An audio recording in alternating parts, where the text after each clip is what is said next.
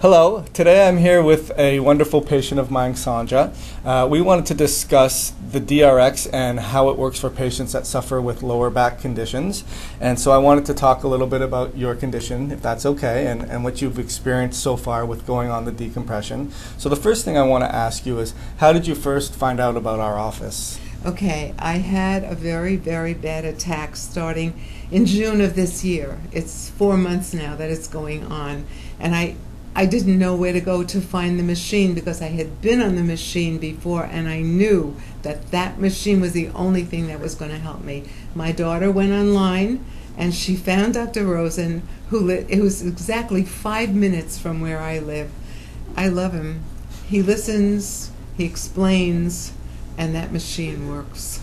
Okay, so that brings up a good point, is you've had the machine in the past, and which is the DRX 9000 machine. It's a spinal decompression which takes up to half your body weight off your spine, but a lot of patients have not had that machine before, and so you had gone somewhere else, you mentioned, before coming here, and it was more of a traction machine. Oh, it was horrible. Yep. It was, I never thought that it would be like that, because in the window they had said decompression, and I called up and I said, you have the decompression. I didn't say DRX, the DRX 9000. right. I just said a decompression. They said yes. Well, you have to lie on your stomach with that one, and the pull, you can't even. I couldn't breathe. I thought one of my ribs was cracked, and I knew I was just never going to go back there.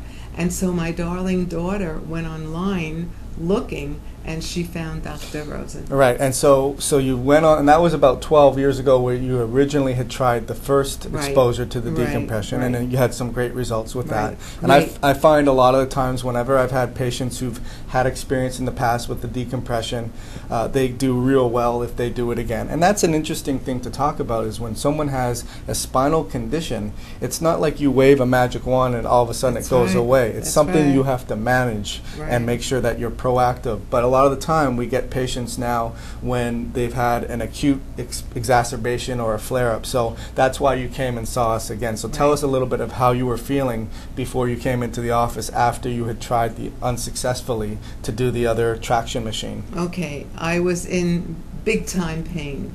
I had horrible, those like electric shock nerve pains running down my leg into my knee. I felt as though somebody had a big hot nail hammering it into the front part of my knee, while the back of my knee was so painful. All I could do was lie on the sofa with a pillow under my knee to kind of alleviate it a little bit. It was not good. I could not walk. I could not walk. So what were some of the things that you were unable to do besides not walking? I know it's really important for people to understand. Well, first of all, I live alone. So to go to the garbage, you have to walk. To go to the mailbox, you have to walk. I have to be independent. I have to be able to go to the supermarket. I have to be able to do the simple things of life. And this is not letting me do it. Plus, I do lecturing. I stand up and talk about movies.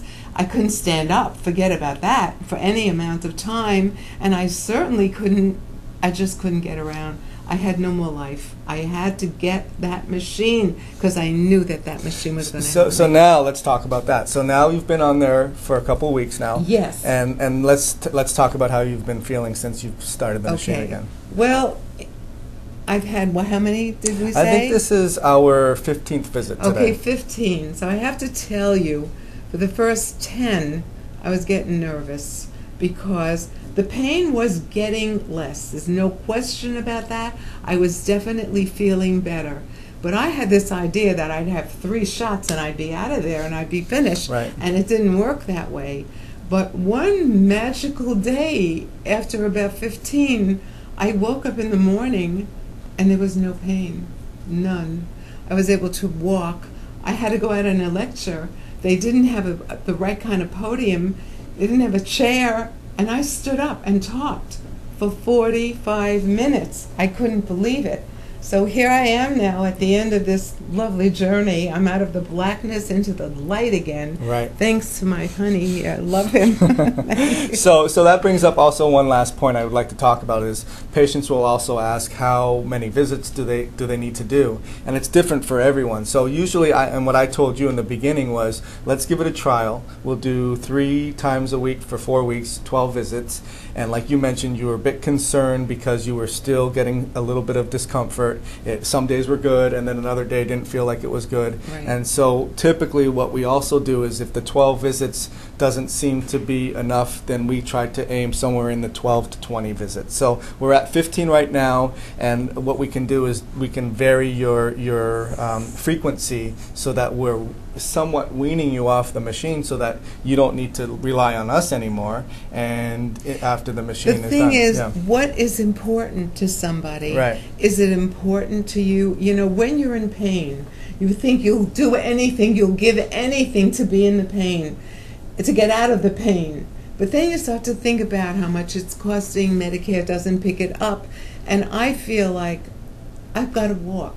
I've got to be independent. I have to have a life. And if it's going to cost a little more money, somehow I'm going to manage it, because that's the most important thing. Right. Because laying in bed and having to get an aid or not being able to do anything or having to lean on my daughter, I don't want to do that. Right. So I think it's worth every nickel. Right. I would give up new dresses, new anything. This is the most important thing. I think that's one last point too, is that I get a lot of patients that will call and inquire about the machine and how does it work, and the most important or the most frequent question that I get is, does Medicare cover it? So I told you that Medicare doesn't cover it, but we will offset some of the costs based on what Medicare does cover, and yet you were willing to do that and make that investment. A lot of people aren't. So lastly, what would you tell the patients that are particularly concerned about their out-of-pocket and whether it's going to help them, or should they, what's the cost-benefit ratio? What would you tell them to do?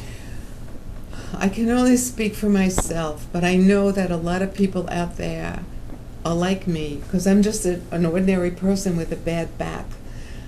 I think being able to walk and have a life is more important than money.